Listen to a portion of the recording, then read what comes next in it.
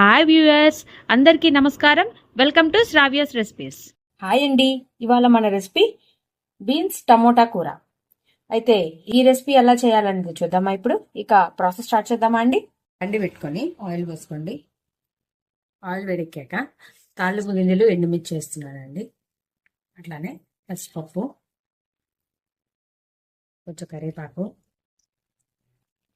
గోల్డెడ్ వచ్చేదాకా వేగనిద్దామండి. కొంచెం పసుపు వేస్తున్నానండి.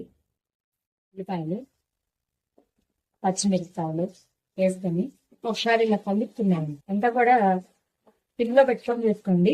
ఇప్పుడు టమాటా వేస్తున్నా, అట్లానే బీన్స్ మనం తరుక్కున్న బీన్స్ వేస్తున్నా అండి.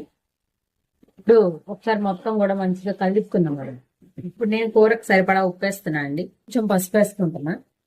ఇందాక వేసానండి, అయినా కొంచెం పట్టిద్ది, అందుకని సో పసుపు కొంచెం వేస్తున్నాను. మంచిగా కలుపుకున్నాము. నేను